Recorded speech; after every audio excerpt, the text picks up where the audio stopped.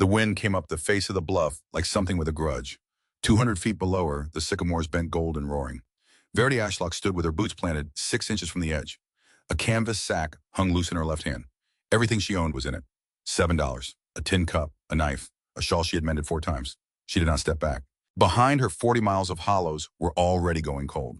Behind her, in a clearing at the head of Little Fox Hollow, there was a grave 6 weeks old and a poplar stump the color of bone. Behind her, in a warm office in Ridgeway, a man in a good wool coat was counting the days until she came crawling back to him for work. He had told her she would. He had said it kindly. That was the part she could not get out of her teeth. How kindly he had said it. 21 years old, brown hair tied back with a strip torn off her hem, eyes the dark blue of a lake at dusk and dry for 6 weeks now. Her lips moved. No one heard. I came here to find a place to end, not a place to begin. And a long way south of that bluff, behind a curtain of falling water, a ruin of the limestone had been waiting 10,000 years. For someone exactly like her, she would stand on this same stone again. 13 years later. But not for the reason anybody would have guessed. Go back 6 weeks. Go back to a Tuesday afternoon in early September when the light in Sennet County still came down warm through the leaves, and a woman named Verity Ashlock was heating water in a kettle and had no idea she was already a widow. She just had not been told yet. She was singing. That is the detail she would never forgive herself for. Some song her mother used to hum over the wash. No words she could remember, just the shape of it going around and around in her mouth while she fed sticks to the stove and watched the water start to shiver. 50 yards away, Rennick was clearing the north corner. He was 26, a carpenter by trade. His hands knew wood the way a fiddler's hands know strings, and he had been cutting trees since he was 11 years old, and he should not have made the mistake he made. 4 feet at the base, dead at the crown, green at the trunk, the kind of tree that punishes a small error with a consequence 3 sizes too large. He set his notch on the wrong side. He misread the lean by maybe 3 degrees. 3 degrees, you could cover 3 degrees with your thumb held at arm's length. Then the crack. She heard it through the kettle steam, and the singing stopped mid-note because that sound is not a sound you have to learn. Every woman in those hills knew it. Every woman in those hills had a small cold room inside of her chest built specifically to hold it. Then the second sound, 1 word, her name, Verity. Not shouted, that was the thing, not shouted the way a man shouts for help. Said, the way a man says a word, he wants to be the last one. She ran. She would run that 50 yards for the rest of her life. Some nights she would be running it at 3 in the morning with her eyes open in the dark and her hands gripping a blanket.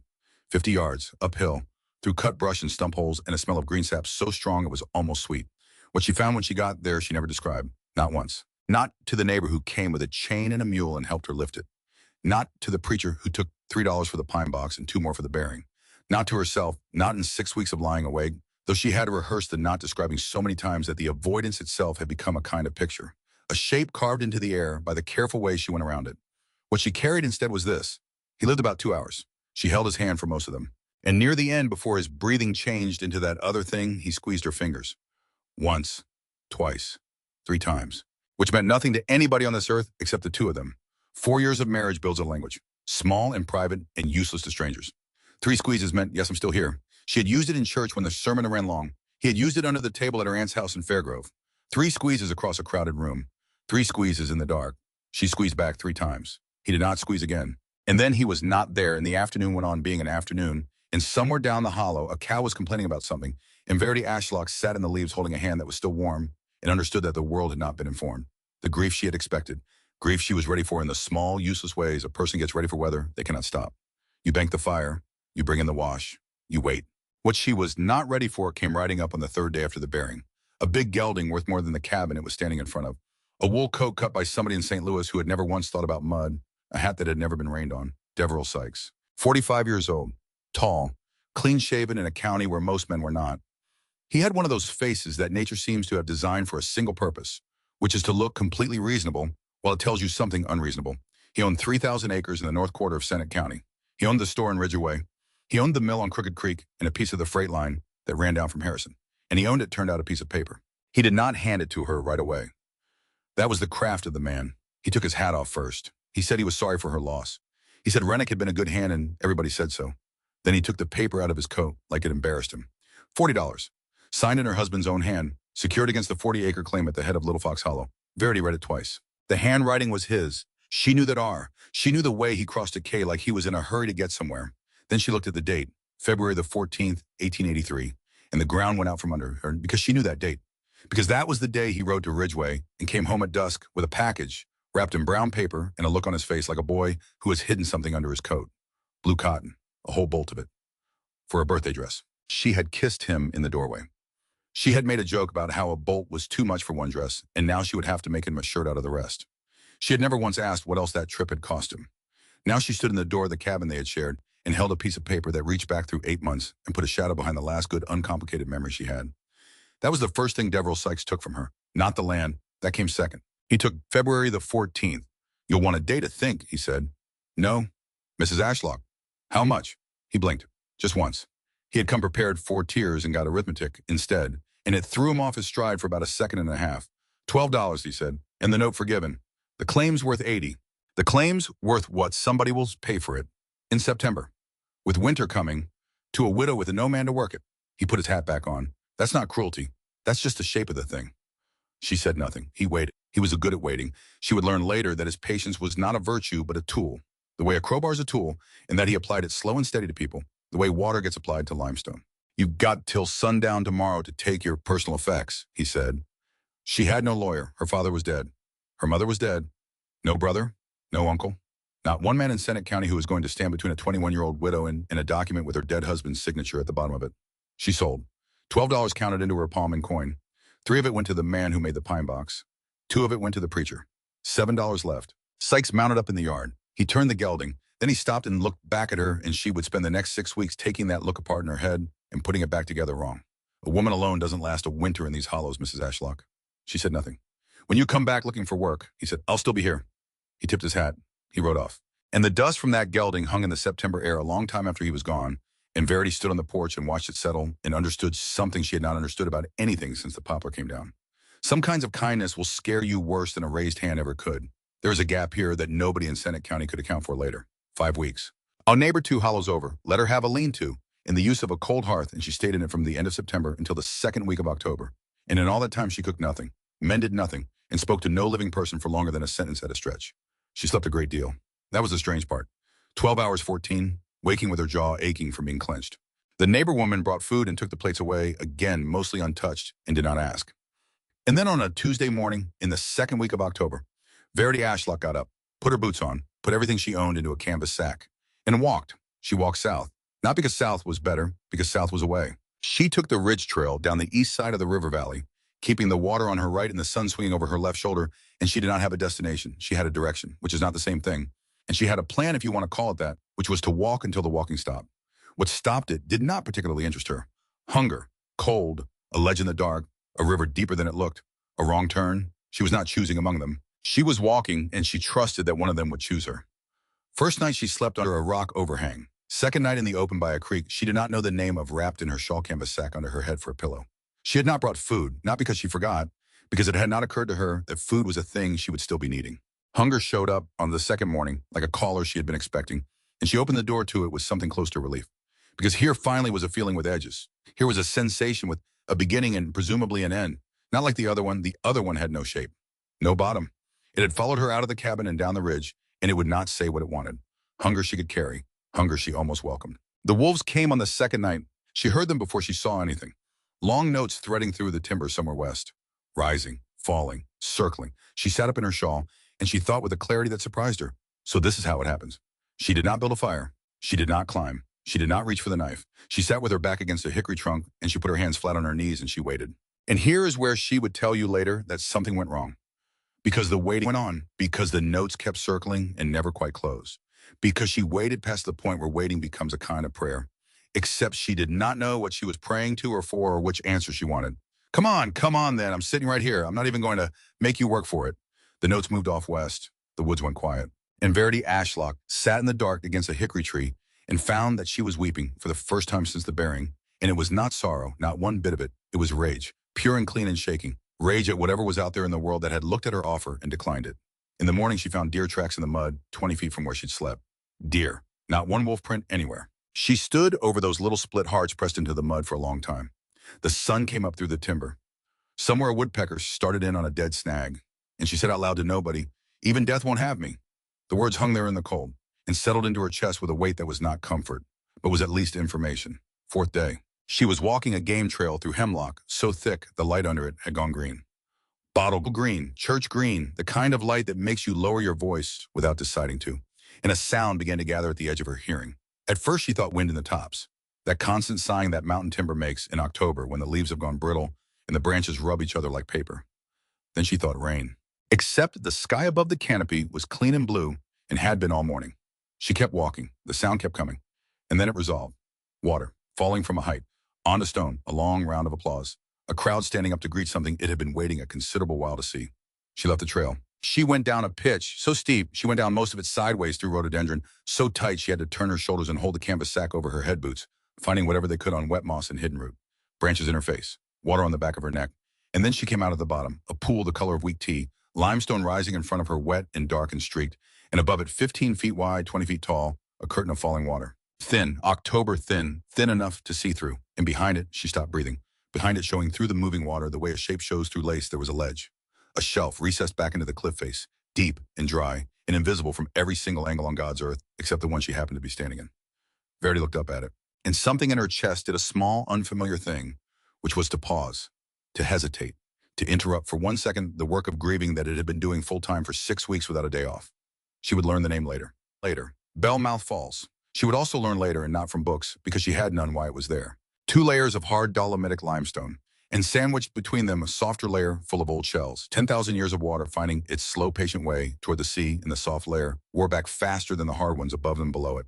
So the cliff hollowed itself out, right at the height where a small creek came over the upper lip and fell straight down. 14 feet wide, 8 feet deep, a ceiling that sloped from 7 feet at the front down to 5 at the back wall, a floor of smooth limestone worn flat by water that no longer reached it, and behind it hundreds of feet of hillside, solid, patient, holding a temperature it had settled on a very long time ago and had no intention of revisiting. The mountain had been keeping a room, without knowing for whom. She climbed. The stones beside the falls were spray, dark and slick, and she went up them with the careful deliberation of a woman who did not want to fall, but who also, if we are being honest, did not entirely care. She reached the height of the ledge. She stepped into the thin edge of the curtain at the south end where the water ran lightest. Cold hit her shoulder, soaked the whole left side of her dress. She gasped once, and then she was through, standing on dry limestone. In a space that opened out in front of her like a held breath, finally let go. She turned around slow, ceiling, walls, floor. She looked back out through the falling water at the green world she had just come from, and it was broken, refracted. The valley chopped into 100 small, moving windows of light and shadow. The sycamores down below reduced to abstract shapes of gold and gray sliding and reforming. And she understood that she had walked 4 days to find this room, and that she had not known she was looking for it. She set the canvas sack down. She sat with her back against the rear wall. The stone was cool, but not cold. She could feel it drawing the fever out of her cheeks, drawing the ache out of her feet, drawing something else out too, something less nameable out of that place behind the ribs where she had been carrying it since September. Her hand went up to her throat. There was a small brass locket there on a leather cord. She had worn it since she was 7 years old. She did not know why she touched it just then.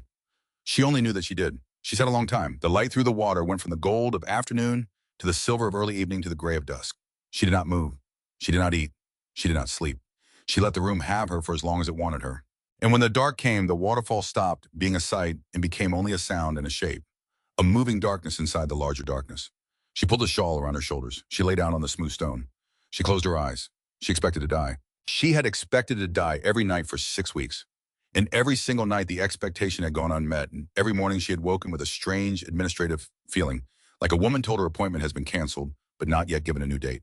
This night was different, because this stone was warmer than any ground she had slept on since the cabin, because this room was drier than any shelter she had found on the trail, because the sound outside was closer to music than to noise, and because for the first time since a hand squeezed her fingers 3 times in a dying afternoon at the head of Little Fox Hollow, something in her stopped awaiting.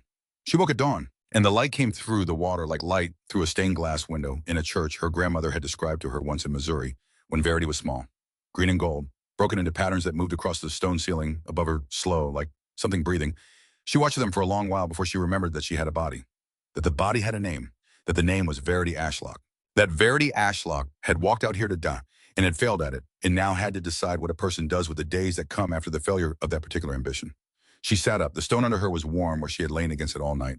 She pressed her palm flat to the floor beside her hip and felt the heat she had left there, and felt something else, a faint constant warmth that was not hers, coming up out of the rock itself. Like the mountain had a low fire burning somewhere deep in its middle and was letting the heat come up slow through the surface of the stone.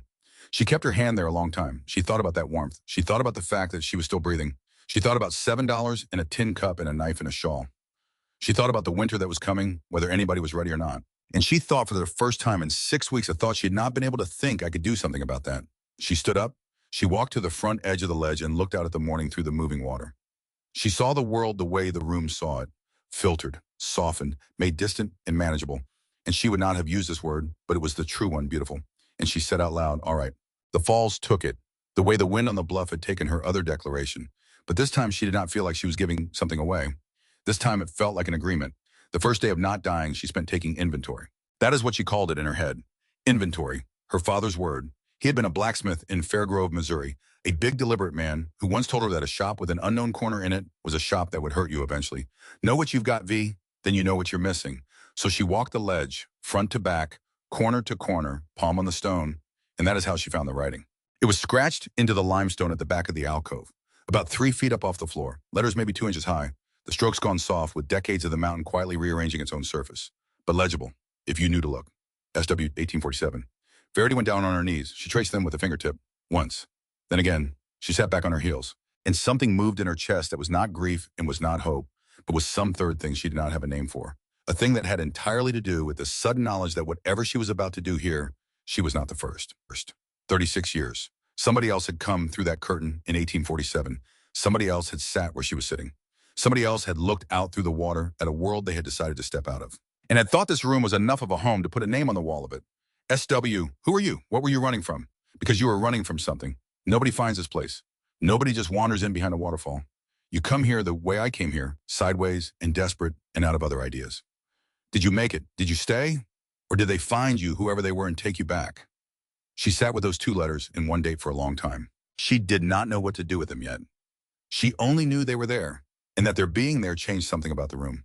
It made it less a place she had discovered, and more a place she had inherited, and she genuinely could not tell whether that made what was coming easier or harder, or only different. She spent the rest of that first day learning the ground, climbed to the top of the cliff, and stood beside the little creek that fed the falls, and followed it back upstream, 100 yards through oak and hickory, satisfying herself of the thing she most needed to know, which was that there was nothing up there. No cabin, no fence, no farm, no trail wide enough to take a horse. Nobody. Came back down and walked the base of the cliff both directions and started counting. Fallen limestone at the foot of the rockfall flat plates of it, loosed by centuries of freeze and thaw in sizes so close to purpose made that she laughed out loud once alone and then stopped startled by the sound. Driftwood in the pool, firewood, wild grape, pawpaw, a persimmon tree still holding fruit she would learn over the coming weeks to gather and dry. She was a blacksmith's daughter. She had been briefly a carpenter's wife. She had watched her father shape iron, and she had watched her husband shape wood, and nobody had ever formally sat her down and taught her a thing about either. And she had learned the only lesson that actually transfers. Any material will yield to a person patient enough to learn its habits. Stone would be no different. Stone would be easier, if anything, because stone does not warp. Stone does not rot. Stone does not need to be seasoned or sheltered or kept dry. Stone only needs to be lifted and set down, lifted and set down, lifted and set down, a rhythm which she suspected, if she gave it enough time, might come to match the rhythm of a heart that had not yet made up its mind about whether to keep going. That evening, she scorched the end of a driftwood stick in a small experimental fire and used the charred point to draw a line on the limestone floor. 2 feet back from the outer edge, running the full 14 feet wall to wall, she stood over it in the last of the light. The wall would go there, 3 feet high to start, though she suspected already it would need to be higher before this was over. 2 feet thick, built dry stone on stone, no mortar, the way she had seen the field walls built along the Missouri roads when she was a girl riding beside her father in a wagon and had not been paying the slightest attention because she was 11 and bored and had no idea she was being taught something. She would leave a gap at the south end, 2 feet, where the spray came lightest and the wind came least direct. That would be the door. She had no tools but a knife and her 2 hands. She had no experience with masonry beyond having once watched a man lay a brick for a chimney in the town where she grew up, and she had watched him mostly because he had a dog. But she had time, and she had a body that had begun somewhere in the second night on this ledge to remember that it was capable of work, and she had that peculiar clear-headedness that comes to a person who has recently decided not to die and now finds herself holding a great many unexpected hours she had not budgeted for. The light went out of the valley. She banked the little fire. She lay down on the warm stone with her shawl over her shoulders, and the water fell, and somewhere down the hollow an owl asked its one question and got an answer from another owl a long way off. And the last thing she thought before sleep took her was not about Rennick. It was about a woman named S.W. who had lain on this same floor 36 years ago and looked up at this same ceiling and had made presumably the exact same decision Verity was making now, which was to stay one more night, and see what the morning brought. It is not a large decision. It might be the smallest decision a person can make, but it was Verity understood as sleep closed over her, the only one that has ever actually mattered. And it was the one S.W. had made enough times to leave her initials on the wall, and it was the one Verity was going to have to make many hundreds of times before she was through. The fire burned low, the water fell, The mountain held its heat against the back wall and let it go slow into the floor where a 21-year-old widow lay sleeping. And the mountain did not know it was performing an act of mercy, and she did not know she was receiving one. But the exchange took place regardless. Now, 60-some miles north in a lamplit office above the store in Ridgeway, a man in a good wool coat was writing in a ledger. Deverell Sikes kept careful books. That was in the end the whole of him. He did not hate anybody. He was not the sort of man who woke up in the morning and thought about ruining a widow. He simply had columns and things went in the columns, and a thing that failed to go in his column was an irritation to him in the way a crooked picture frame is an irritation. He had written the Ashlock claim into the left-hand column in September. 40 acres, $12, note discharged, clean. But there was a second entry 3 lines down, and it was not clean at all, and he had been looking at it for 6 weeks. It said only A, Feb, not recorded. He tapped the pen against his teeth. Then he closed the ledger. Then he opened it again and then looked at that line one more time. The way you check a lock, you already know you locked. And he thought about a young woman standing on a porch in September with $12 in her hand and how she had not cried and how much he wished she had. Because a woman who cries is a woman you understand. He blew out the lamp. She would come back. They always came back. Winter did the work for you in this country. You did not have to lift a finger. You only had to be standing there in the spring with a job to offer and a warm room behind you, and gratitude did the rest. That was not cruelty. That was just the shape of the thing. Back at the falls on the second morning Verity began the wall. She worked from the rock fall at the base of the cliff, carried the stones up the mossy shelf beside the water one at a time, 2 at a time when they were small enough, rested when her arms started to shake, drank from the tin cup held under the thin edge of the curtain when her throat went dry. And in the first hour, the stones started teaching her. Because certain stones would rock, no matter how she set them, turn them, flip them, wedge them, they would rock, and she would swear under her breath in words her mother would not have cared for. And eventually she would give up and throw them off the ledge and listen to them hit the pool. And certain other stones would settle straight down into their bed, like they had been waiting their entire geological lives for somebody to bring them to exactly this spot. And here is the thing nobody tells you. You cannot tell which is which by looking. You can only find out by setting it down, which felt on that second morning like the truest thing anybody had said to her in 6 weeks, and nobody had even said it. A pile of rocks had said it. She learned that the wall wanted to lean slightly inward, back toward the cliff. That gravity itself would help her would pull the stones into each other rather than merely down if she gave the face a little batter instead of building it plumb.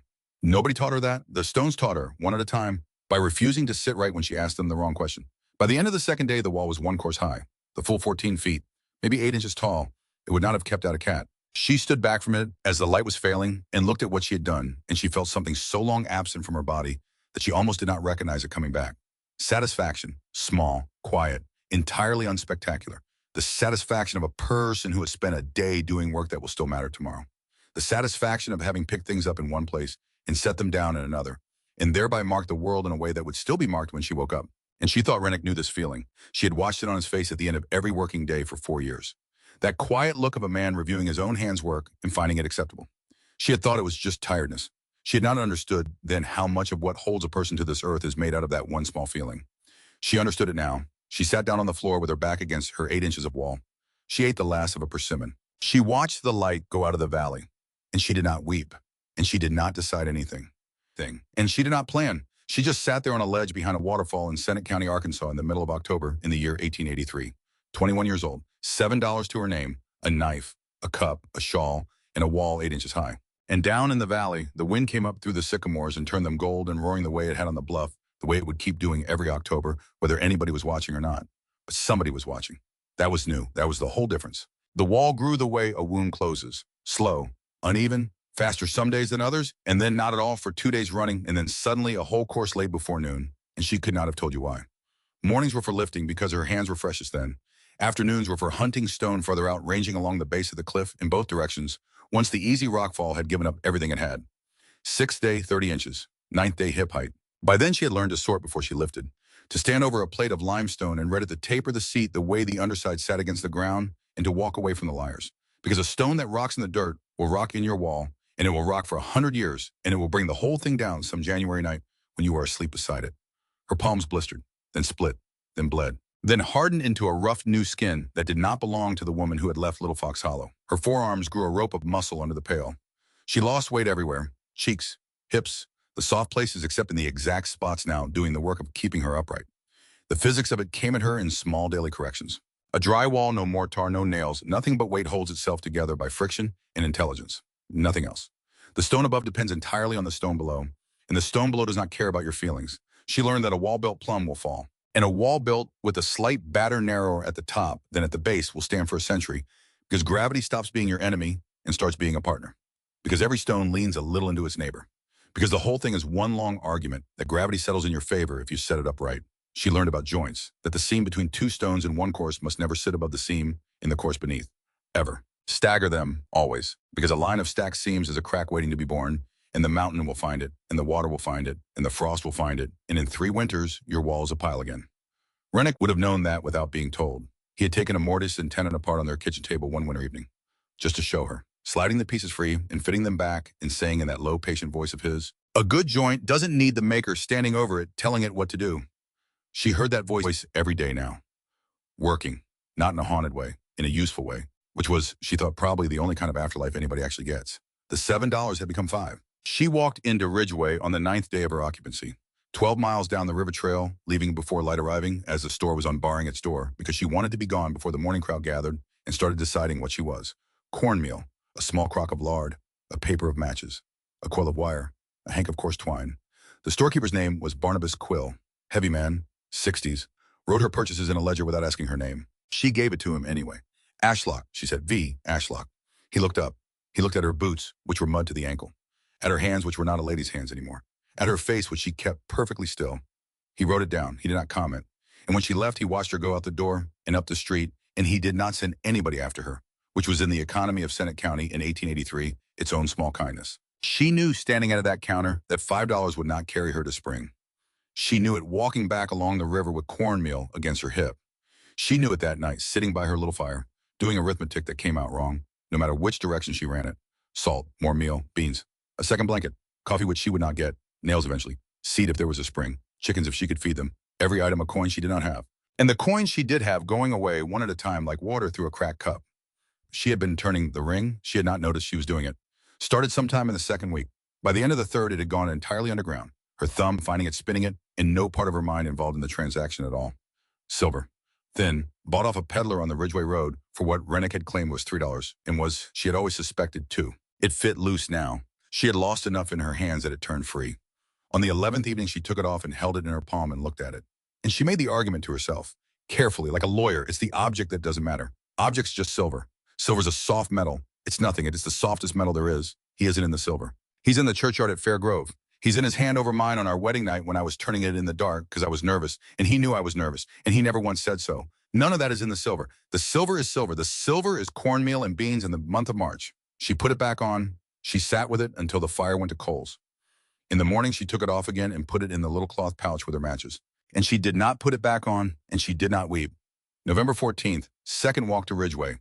Quill gave her $8 for it, which was more than she expected and less than it had cost, and she understood that a man had done arithmetic behind that counter that she would never see the working of.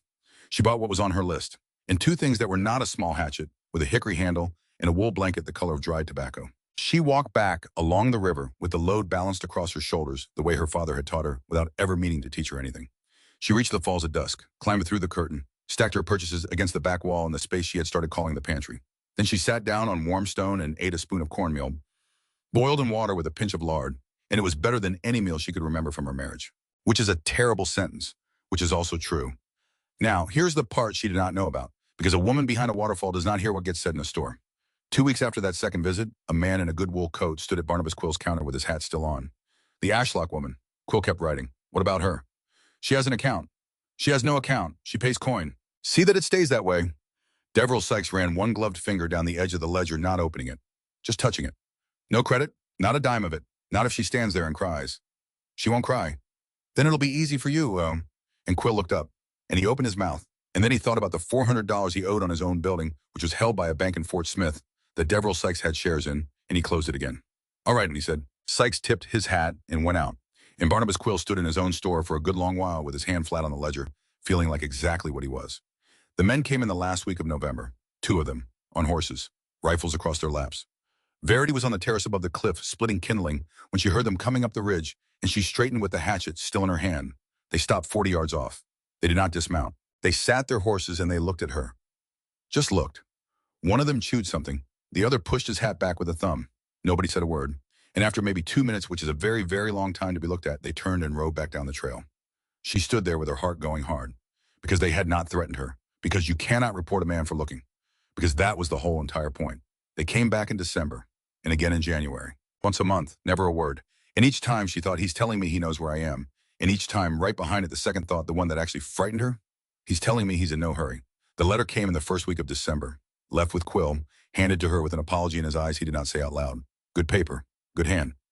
Mrs. Ashlock, I am told you have taken lodgings somewhere south of town. I do not write to disturb you. I write only to say that the offer stands. My household requires a woman for kitchen and laundry. The room is above the kitchen and is warm through the winter.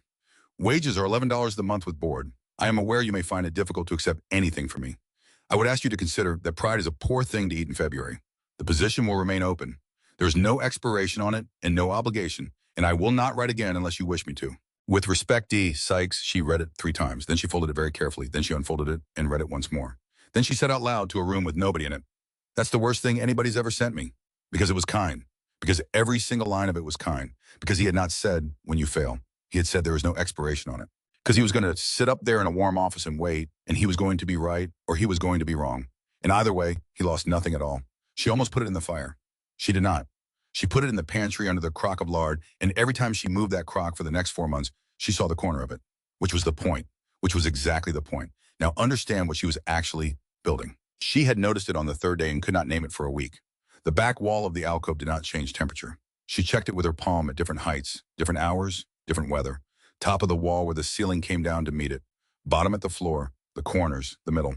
All the same. Cool, not cold, somewhere in the low 50s, though she had no thermometer and would not have known what to do with one. Because behind that wall was hundreds of feet of hillside. And a hill that size has stopped caring what the sky is doing. It arrived at its temperature a very long time ago, and it has no plans. So if the back wall stayed near 52 all winter, and if she could close off the front well enough to keep the outside air from mixing with the inside air, then the room would drift toward 52, which in October was chilly, but which in January would be warm. Warmer than the cabin at Little Fox Hollow had been in January. Warmer than any one-room dwelling in Sennet County at 3 in the morning after the fire is burned down. And the man of the house is pretending he does not have to get up and feed it. The mountain was going to keep her. And more than that, and this is where she stopped mid-lift one afternoon and set a stone down and just stood there. Every fire she built against that back wall was not heat spent. It was heat deposited. The stone took it, slow, grudging all day.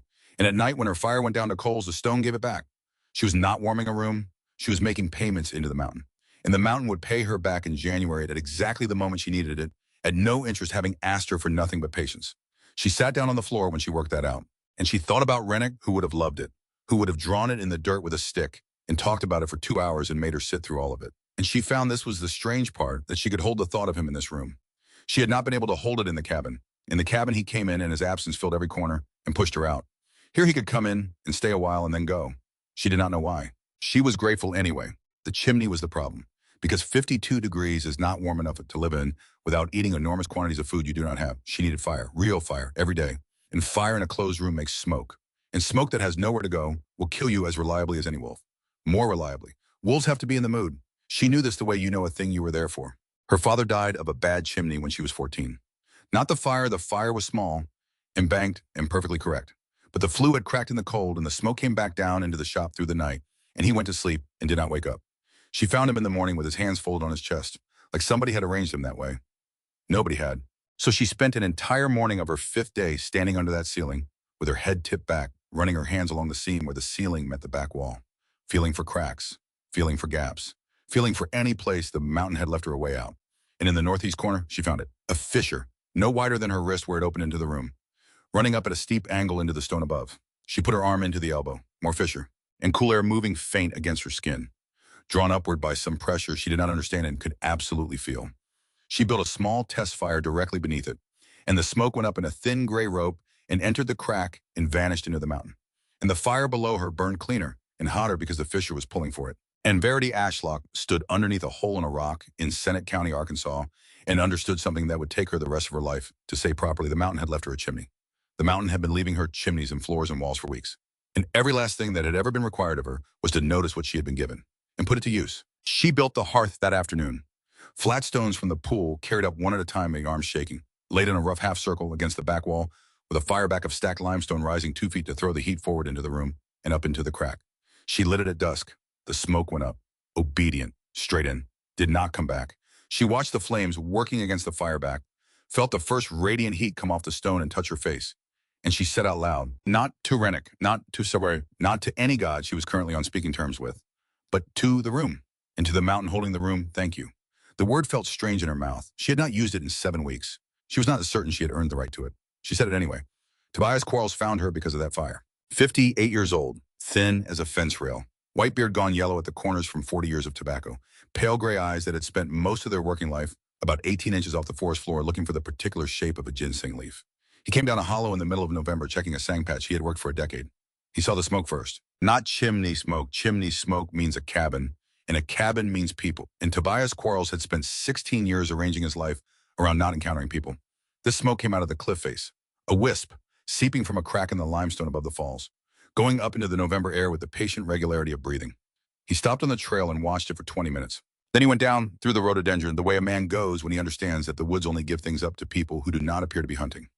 Up the mossy stones, through the curtain at the south end, and stood in a doorway gap in a stone wall that had not been there the last time he came this way, looking into a room he had walked past 100 times without ever once seeing. There was a young woman sitting by a fire mending a sleeve. She looked up. She did not startle. She had heard him on the rocks, though he had thought himself silent. And the hatchet lay within her arm's reach against the wall.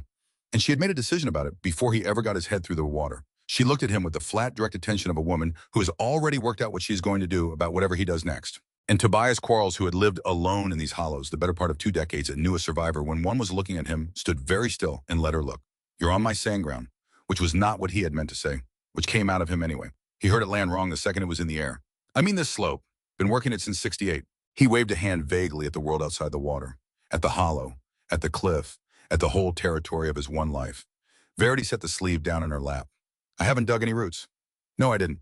I don't know what a ginseng plant looks like. He barked once. It was almost a laugh. He came a step further in, and then he stopped looking at her and started looking at the room. The wall, the hearth, the pantry stacked square against the back, the sleeping platform of flat stones laid up with hemlock boughs over them, and a tobacco-colored blanket folded at the foot. Up at the ceiling where the smoke was climbing into the rock, he whistled through his teeth, soft. You built this. I built the wall. She picked the sleeve back up. The mountain built the rest. And he nodded slow, but he had stopped listening. Because he was looking at her face now, properly, and something in it had made him go still in a way that had nothing to do with sandground. She watched him work through it. His eyes went from her face down to her hands, then back up to her throat, where a small brass locket hung on a leather cord above her collar. He did not speak for a long moment. When he did, his voice had gone somewhere else entirely. Where are you from, girl? Missouri, Fair Grove. Your daddy a blacksmith. And the world tilted about 4 degrees. How would you know that? Tobias Quarles looked at the fire a long time, then at the smoke going into the crack, then back at her, and his face had gone soft, and it startled her because it was not the softness of pity. She knew pity. She had been swimming in pity since September. This was the softness of a man opening a door he had nailed shut. That locket, he had to stop. Start again.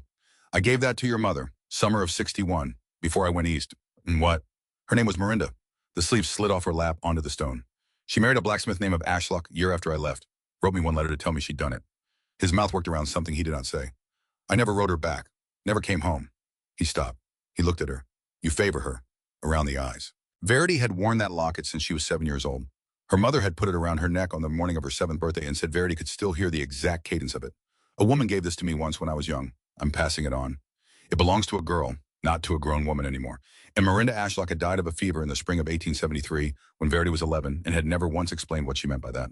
And Verity had filed it away under the heading of things her mother said that pointed back at a life before the marriage, a life she did not discuss, a door with no handle on this side of it. Now the door was standing in her house.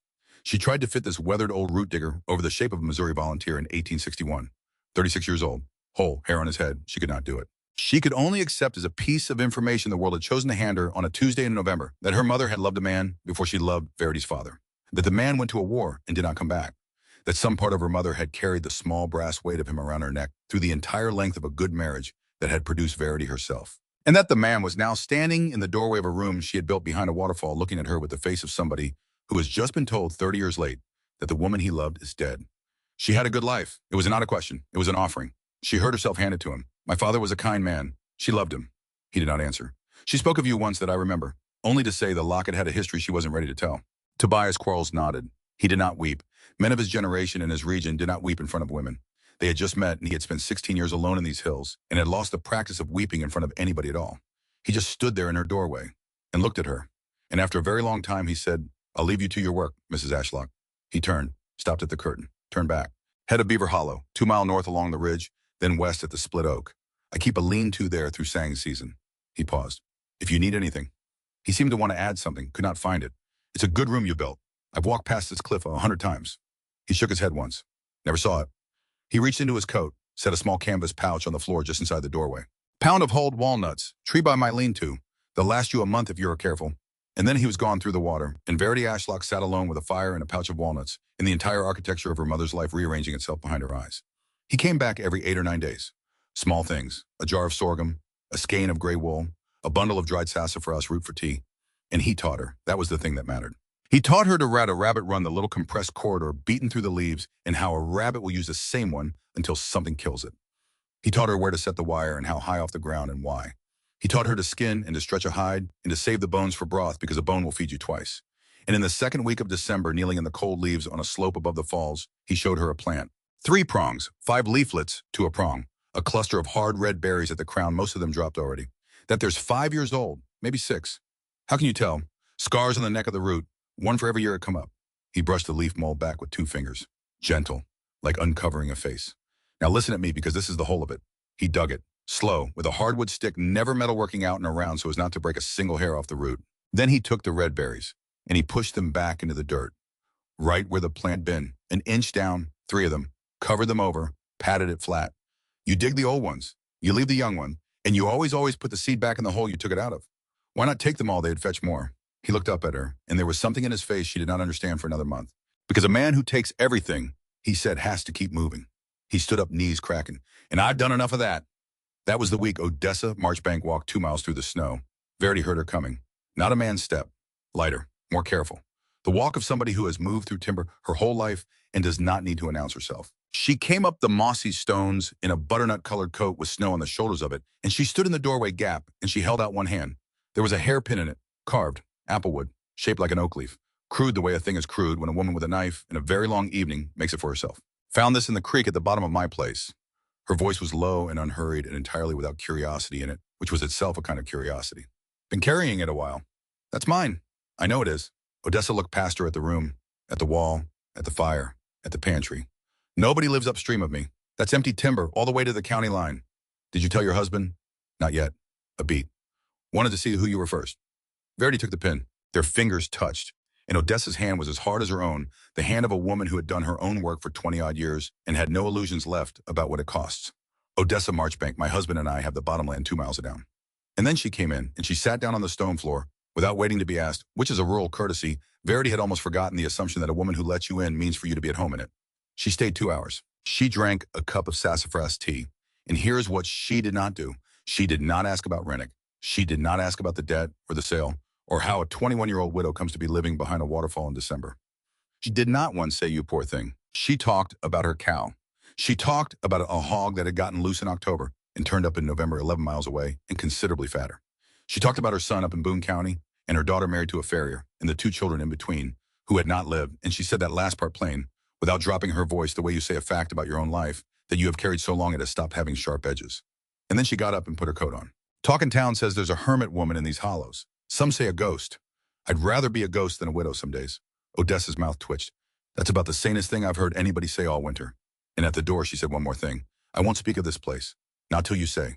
And she went down the rocks into the snow. And Verity Ashlock stood in her doorway with an applewood hairpin in her hand and realized she had gone 7 weeks without hearing another woman's voice. And that she had not known. And that she was shaking a little. And she sat down by the fire and let herself do that for a while. Then, January. The cold came on the 11th.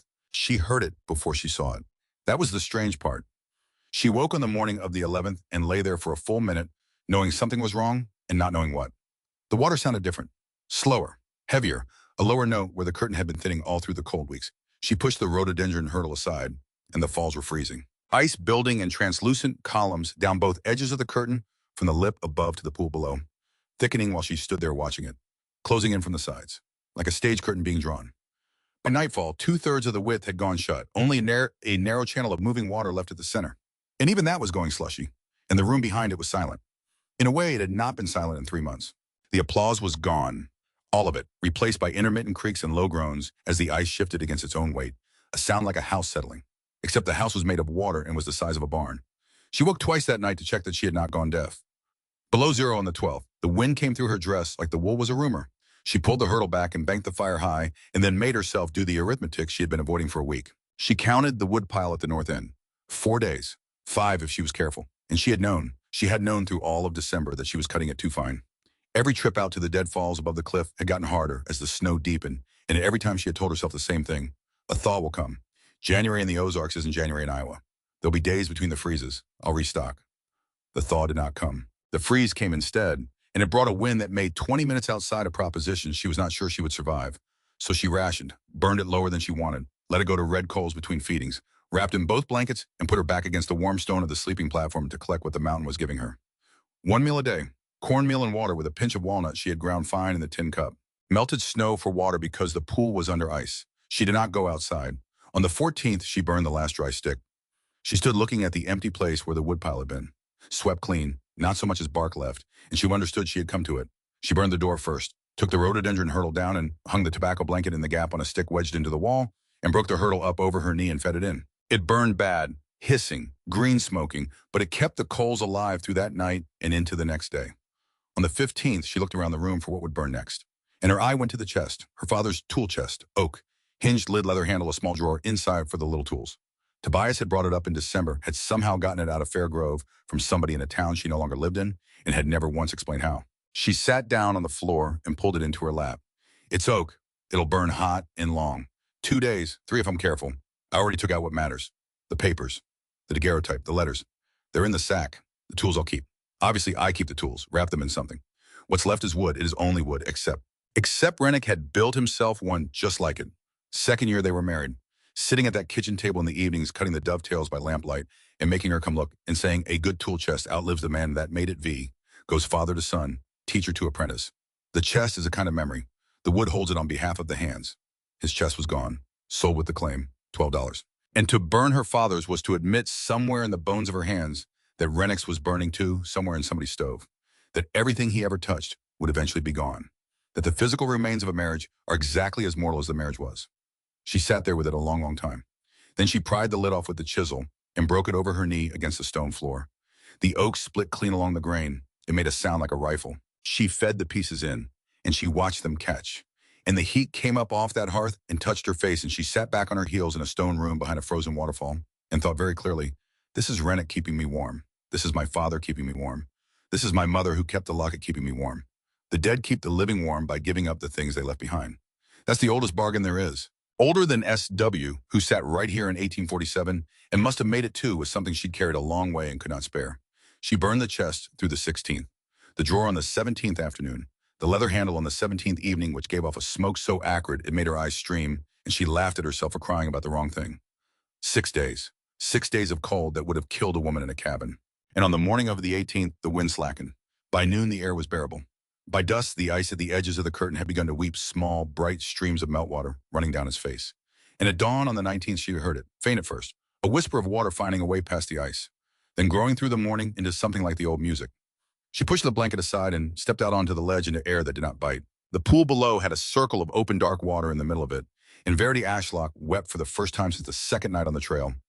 Not for Rennick, not for her father, not for the mother she lost at 11, for herself, for a 21-year-old woman who had lived through 6 days of killing cold on the strength of her father's tool chest and had not died. She stood in the morning light with her face wet, and she said it out loud to the water, in the ice, in the whole indifferent hollow. I paid the mountain, and the mountain kept its end. Tobias came on the 20th, snowed into his lean-to the whole freeze, walked down the second the wind allowed it, and came through the curtain with an armload of dry pine kindling and a look on his face she recognized as his particular private version of terror. Terror. He looked at the fire, small, but alive. He looked at her. He looked at the place against the wall where the chest had been. He did not say one word about the absence. He set the kindling down. You got 6 weeks of hard cold left, then it breaks for good. He would not look at her while he said it. I'm bringing you wood to see it through. Don't argue with me. She did not argue. She sat and watched him stack pine against her wall over the next 3 visits, and she took his kindness the way she had taken the mountains, without pride and without shame. Because pride and shame were things she had left standing on a bluff 200 feet above the river in the second week of October, and she had not gone back for them. March came in smelling like something alive. She stepped to the doorway on the morning of the 2nd and pushed the blanket aside and breathed in, and underneath the whetstone and the cold water, there was a high faint note of earth beginning to thaw somewhere up in the timber. She stood there a long time. The falls were running full, fed by snow melt off the ridges. The pool below was open across most of its face, dark and moving, and along the far bank there were green shoots coming up through the muck that she thought were skunk cabbage. Spring was not here. Spring was 6 weeks off at the earliest, and there would be another hard snap before it landed. But spring had sent word, and Verity Ashlock stood in the door of a room she had not built but had learned to live inside and understood with no drama attached to it at all that she was going to live. So now what? Because that turns out to be the hardest question anybody ever asked you. She broke ground on the terrace above the cliff in the last week of March, 6 paces by 4. South-facing, she borrowed a mattock from Tobias and turned the earth over in long, dark furrows that steamed in the cold morning air. She bought seed at Quills the first week of April, $2 out of what was left. Beans, squash, potatoes, a small paper of turnips, a smaller paper of onion sets. And she knelt down in the dirt. And here's what surprised her. The wall had been a fight.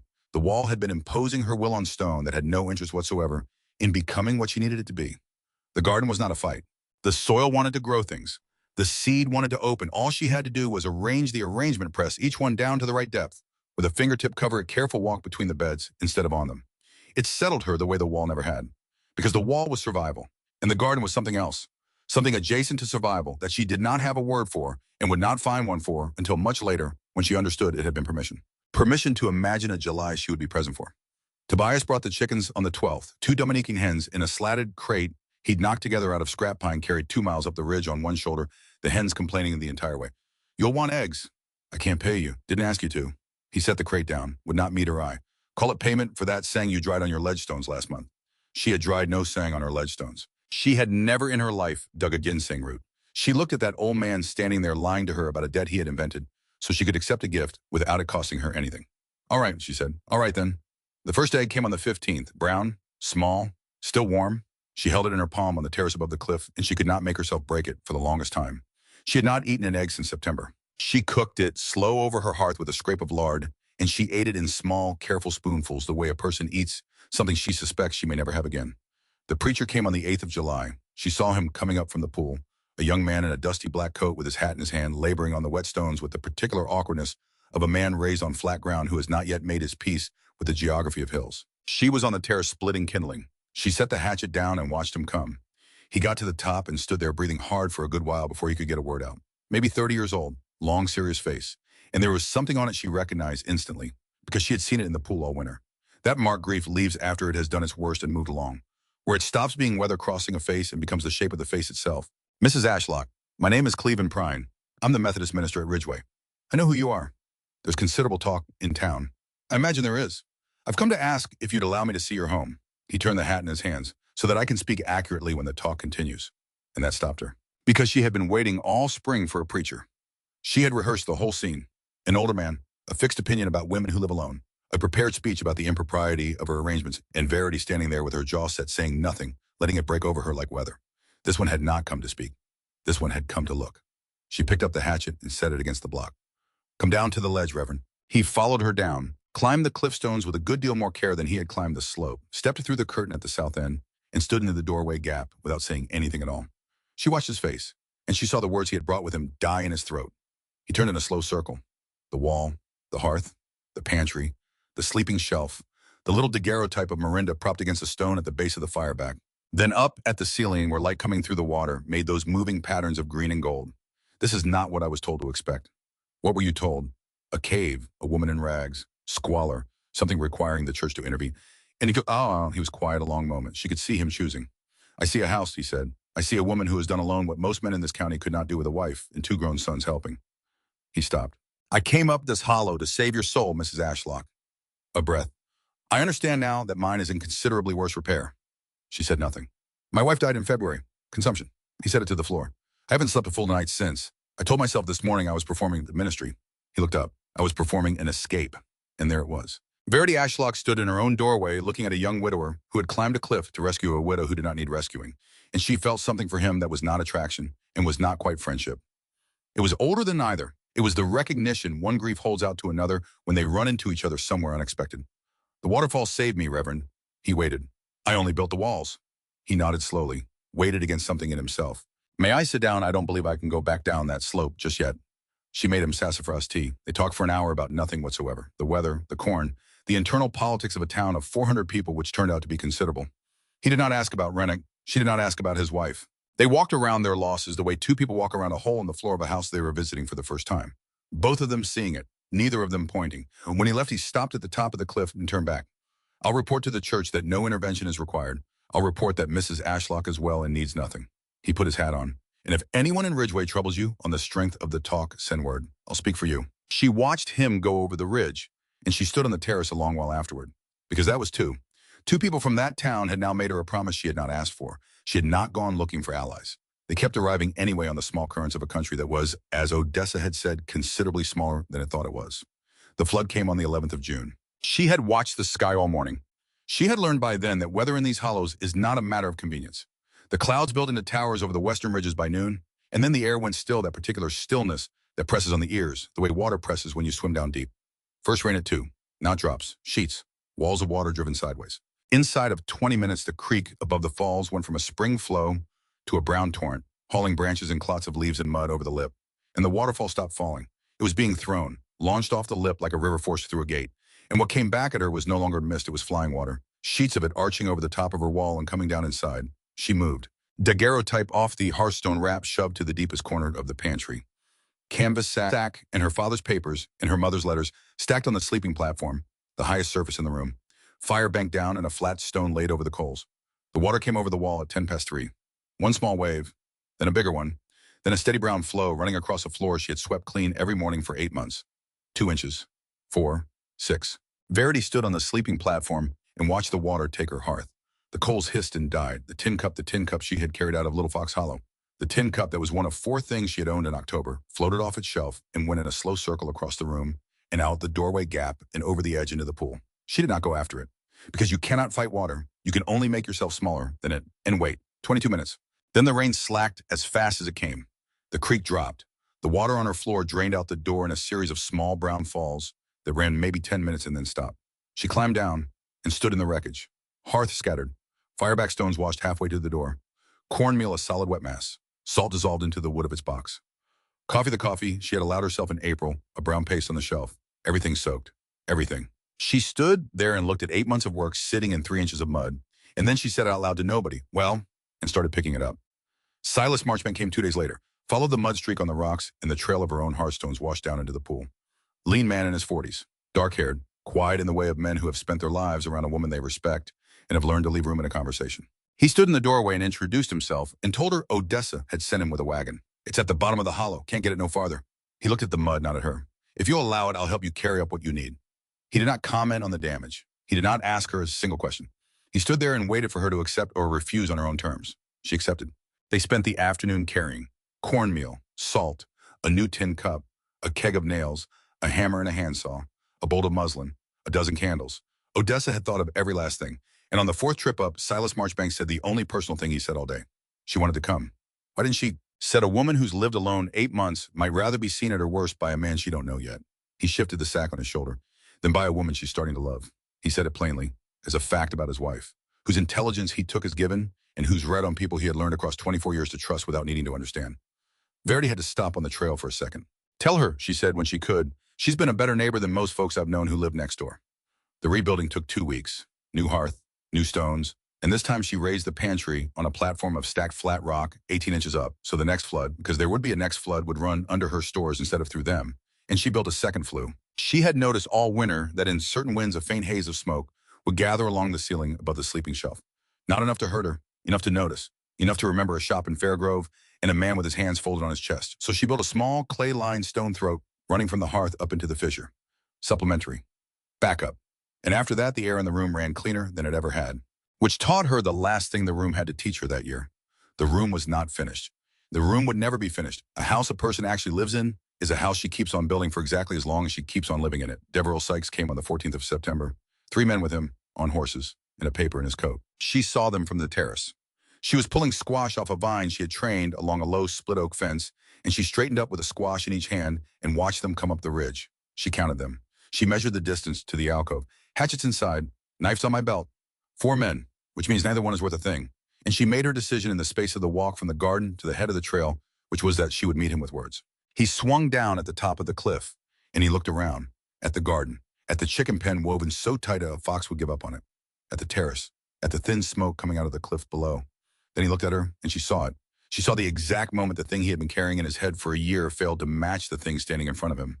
because he had come up that ridge expecting a broken woman in a wet cave.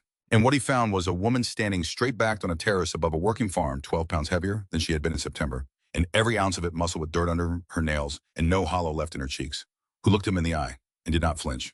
He recovered fast, his face closed like a door. "Mrs. Ashlock, you've made yourself difficult to find." "Not very." He held out the paper. "This land is mine. I hold title to the whole of this hollow going back to the state patents of 1858. A beat. You have 7 days to remove yourself and your property from this cliff. If you have not gone by then, my men will remove you and burn what's left." She took it. She read it. A deed or a copy of one. Boundaries that included the cliff, the falls, the ridge above. Signed, stamped, bearing the seal of the county recorder. She handed it back. "Thank you for the notice." He waited. She could feel him waiting for her to argue, to plead, to hand him one emotional response he could use as a lever. She gave him nothing. "You'll hear from me in Ridgeway," she said, "before the 7 days are out." And she held his eyes until he looked away. He got on his horse. He wheeled it. He rode down the ridge with 3 men behind him, and Verity Ashlock stood on her terrace with her hands on her hips and watched the dust settle.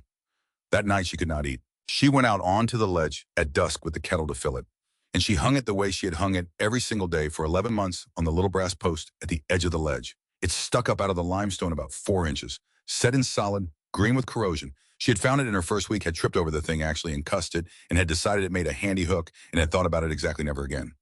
Kettle on the post, turn away, except she stopped, because she was standing there with her hands still on the handle, and something her father used to say had just come up out of the floor of her memory like a stone in a plowed field. Standing in his shop, her about 9, him stamping his mark into the tang of a blade with a punch and a hammer. "Why do you have to do that, Papa?" "Because anybody who makes a thing signs it V. A man that won't put his name on his work is telling you something about the work." She looked at the post, green, round, 4 inches of it above the rock, and God knew how much below. Nobody hammers a brass post into solid limestone on the edge of a cliff for no reason. Nobody carries brass out here. Brass costs money. She took the kettle off. She got her knife, and she knelt down on that wet ledge in the dark and started scraping. The corrosion came off in green flakes under her blade. Slow. She worked around the head of it, an inch at a time, blowing the dust away, tilting it toward what light there was. And letters started to come up out of it, stamped, not scratched, stamped deep by a die, by a machine, by somebody who did this for a living. 3 letters, then a number, and underneath the number, a date. She sat back on her heels on a cliff ledge in Sennet County, Arkansas, in the dark with a knife in her hand. 1856. 2 years before 1858. 2 years before the state patents he's holding. Somebody from the government was standing exactly where I'm sitting. 2 years before Deverell Sikes' piece of paper says this hollow got sold. She did not sleep that night. She walked into Ridgeway at first light. She went to Odessa first, because that is what you do, and told her the whole of it, standing in the Marchbank kitchen, and Odessa listened without interrupting once. Then Odessa said, "Ambrose Deal, old lawyer, keeps an office over the feed store. Will he take it?" He was county recorder before Sikes bought the county.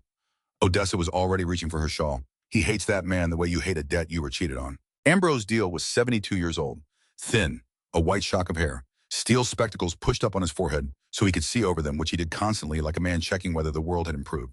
He listened to her for the better part of an hour without saying a word. Then he asked her 3 questions: where exactly the cliff was, when exactly she had arrived there, and who could swear she had been there since. Then she told him about the post. And Ambrose Deal came up out of his chair. He crossed to a wooden cabinet against the wall and unlocked it and pulled out a big flat book bound in leather. Laid it open on the desk. Turned it around so she could see.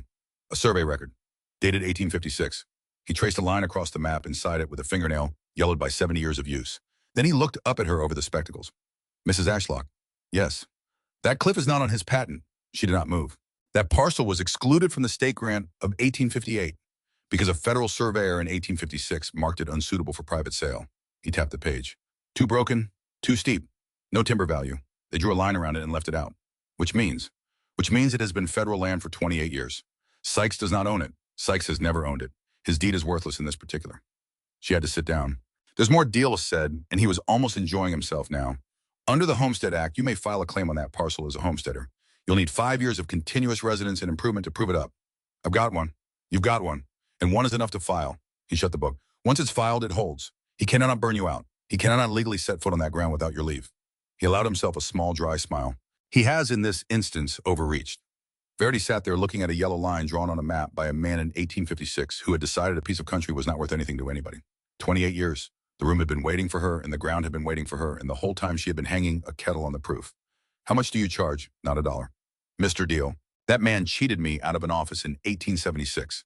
He put the spectacles down on his nose at last. "Consider this the interest." She brought witnesses. Odessa and Silas Marchbank, who swore they had known of her residence since December. Tobias Quarles, who swore he had found her in that alcove in November and described the wall he found her behind. A letter from Cleveland Prine, which she had not asked for, and which arrived at Deal's office by messenger the same day she filed, stating, in the careful language of a Methodist minister, that he had personally visited the property in July and confirmed continuous occupancy, and 7 signed statements from residents of Ridgeway, including one in a shopkeeper's cramped hand from Barnabas Quill. Mrs. V. Ashlock has traded at this store since October of 1883. She pays coin. She has never once asked me for credit, and under it in different ink added later press hard enough to dent the paper, which is more than I can say for the man contesting her. Sikes filed a counterclaim. He hired a lawyer down from Fort Smith. The hearing was on the 6th of November, 1884, in the county courthouse at Ridgeway, and the room was full because a town of 400 people does not get much, and it had been talking about the woman behind the waterfall for a year. Ambrose Deal cross-examined Sikes' surveyor with the slow, terrible patience of a man who has been waiting 8 years for one specific opportunity. Took him about 20 minutes. The surveyor admitted under oath that the 1856 exclusion was on record, that it had never been amended, and that he had known about it. And then Deal did something Verity had not expected. He pivoted. He asked about a note held by a bank in Fort Smith, secured against 3,000 acres in the north quarter of Sennet County. Sikes' lawyer objected. The judge let it in, and the number came out in open court, and the whole room heard it. And Verity turned in her seat and looked at Deverell Sikes, and saw a man she had been afraid of for 14 months, sitting very straight, hands flat on the table, terrified. Oh, that's what it was. You weren't patient because you were strong. You were patient because you were drowning. You needed my 40 acres in September because you needed anything you could get. And you needed this cliff because you had already promised it to somebody. And all that waiting, all that kindness. That letter, $11 a month in a warm room above the kitchen. Kitchen, you weren't hunting me. You were begging. The judge ruled that afternoon. She left the courthouse with a filed claim to 40 acres of federal land, including the cliff, the falls, the terrace, and the room behind the water. And Deverell Sikes was standing on the steps, alone, his lawyer already gone to fetch the horses, hat in his hands, which she had never seen before. He looked up at her, and for 1 second, neither of them said anything. And she thought about the porch at Little Fox Hollow, and $12 counted into her palm in the dust hanging in the September air. And what she wanted to say was, you told me a woman alone doesn't last a winter. And what she wanted to say was, I lasted it on my father's tool chest and a hole in a rock. And what she wanted to say was every single sentence she had composed on that ledge for 14 months. What she said was, keep the $12, Mr. Sikes. He blinked. I don't need it anymore. And she went down the steps past him and did not look back. Sold out of Sennet County the following spring, moved what was left of his interest to Fort Smith. She heard years later that he had died there of a liver complaint in a hotel room alone without leaving a will. He never spoke to her again. She did not think about him very often, which is in the end the only revenge that ever actually works. Winter came down again. In this one, she met with a full wood pile, a raised pantry, a second flue, and $11 in a tin box. Odessa came up in the snow with a jar of pickled beans and stayed 4 hours. Tobias came every 8 or 9 days and sat by the fire and drank his sassafras tea and did not say much. Cleveland Prine rode up in December and brought her a book. And in the second week of that December, Verity Ashlock walked into Ambrose Deal's office and asked him a question. How would a person look up somebody who lived here a long time ago? Depends how long ago. 1847? He looked at her over the spectacles. That's the initials on your wall. That's the initials on my wall. He got up and unlocked the cabinet and handed her a key. Second and third shelves, store ledgers, tax rolls, and the county's correspondence back to statehood. It is not organized. He sat back down. I have tried. Can I? You may come every afternoon until you find her or give up. He picked up his pen. I do not expect you to give up. It took 3 afternoons. 3 afternoons in a cold upstairs room over a feed store in December, with her coat on and her breast showing turning pages that had not been turned in 30 years. And on the 3rd afternoon, she found it, a store ledger, predecessor to Quills by 2 generations, water-stained, half of it illegible, and an entry repeated at intervals from 1847 to 1852. Sabre W., salt matches meal. Coin. No surname, no address, nothing else. Just a woman buying salt for 5 years and paying cash and giving nobody a place to send anything. Verity took it to Deal. Deal took it to the state archive by mail, and it took until February, and what came back was this. Sabre Winter Halter, born 1820, Boone County, Kentucky, married in 1838 to a man named Harlan Winterhalter, who beat her badly enough on 3 separate occasions to require the intervention of her brothers. In 1846, she disappeared. Her husband reported her dead of a fever the following spring. No grave was ever found. Her brothers never believed him. And in 1852, a woman named Sabre Winterhalter walked into a stagecoach station in Fort Smith and bought a ticket to San Francisco under her own name. Her own name, 6 years after her own funeral, and was never heard from again. Ambrose Deal sat back in his chair when he finished reading it to her. She outlived him, he said. She outlived this hollow. She went west and made another life out of nothing at all. He took his spectacles off. You are not the first woman to take shelter behind that waterfall, Mrs. Ashlock. A pause. And I do not expect you will be the last. She walked back to the falls that afternoon with it sitting heavy and bright in her chest. Climbed through the curtain, knelt at the back wall, and traced those two letters with her fingertip one more time. SW 1847, cut into limestone by a woman running from a man who had told the world she was dead. You were 27. You sat right here. Yaubot salt for 5 years, and you never once gave them a name to send a letter to. And then you got up, and you went to San Francisco. Verity took the knife off her belt, and beside Saber Winterhalter's initials in the same soft stone, she cut VA 1884. She sat back and looked at them together. Two women, 37 years apart.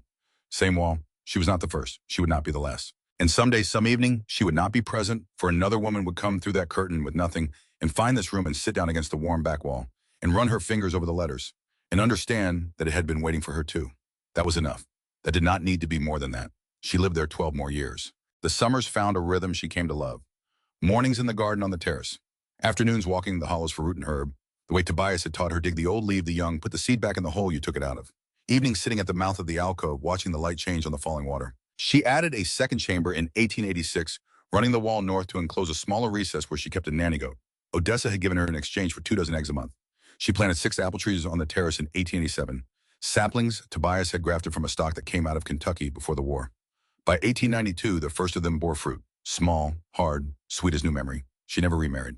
Cleveland Prine rode up that ridge 4 or 5 times a year for the whole of the next decade and sat with her on the terrace and drank her sassafras tea and spoke of small things, the town, the seasons, a life he was rebuilding slowly around the shape of a loss he had learned to carry instead of be carried by. She valued his visits without ever needing them to become something they were not. Tobias Quarles died in the winter of 1889. Took a chill, hunting, sang in wet weather. It went to pneumonia inside a week. She sat with him in that lean-to at the head of Beaver Hollow for the last 2 days of his life. She held his hand when it stopped moving, and near the end he said one thing. I run for 30 years. I know, didn't have to. His eyes were somewhere else. Could have just wrote her back. Tobias. One letter. She leaned in close. She gave me the locket, Verity said. She kept it her whole life, and then she gave it to me. Whatever you think she felt about you, she kept it. And that old man lay there in a lean-to in the Ozark Hills and closed his eyes. All right, he said, all right. She buried him herself on a south-facing slope above the river in a plot he had picked out for himself years before. He left her in a document drawn up by Ambrose Deal, notarized formal ridiculous and entirely necessary to him, a hand-drawn map of every ginseng patch he had cultivated in these hollows across 40 years, 61 of them, marked, dated, with notes on which were ready and which were to be left alone another decade, worth more than money. At the bottom in his cramped hand, dig the old, leave the young, put the seed back. She built a small trade on it, selling dried root and wild herb to a buyer in Springfield through Quill's store, and she followed the rule every time. She became known through the northern Ozarks as the Waterfall woman. The children whispered about her, the farmers respected her, the ministers following Prine's example left her entirely alone. And Odessa Marchbank stayed her closest friend for the rest of Odessa's life. The trading of seed, the exchange of preserves, long afternoons on the terrace when the work was done and the light was coming sideways through the timber and there was nothing more urgent in the world to talk about than the particular red of a cardinal's wing against a gray November sky. Neither of them ever once asked the other to explain herself, which is, if you have lived long enough, the rarest thing there is. In the summer of 1896, 13 years after Verity walked out to the bluff, 200 feet above the river, the same lip of stone where she had stood with a canvas sack in her left hand and a decision she had not yet made, she looked down at the tops of the same sycamores, and the wind came up at the face of the bluff, exactly the way it had come then, and lifted the loose ends of her hair and pushed against her chest with that same persistent request, like a small child asking to be picked up. She looked down at her own hands on her hips, broad, scarred across the knuckle of the right forefinger, where a stone had come down on it in the winter of '84. Nails cut short and square, they were not the hands she had brought here. She stood there a long while.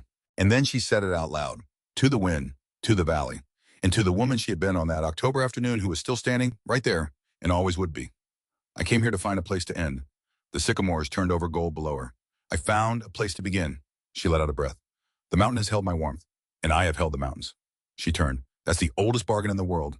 And she walked back down the ridge trail toward the falls. She came into view of the pool in the late afternoon with the light coming down through the timber, the color of poured honey, and her own smoke rising thin and steady out of the crack in the cliff face above.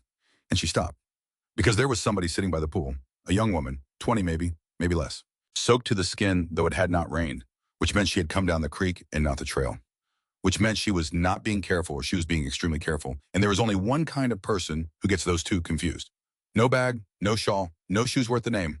She had her arms wrapped around her knees. She looked up when Verity came out of the trees, and her whole body went rigid, the way an animal goes rigid, ready to run in whatever direction turned out to be a way. And Verity Ashlock stood there, and every question in the world lined itself up behind her teeth.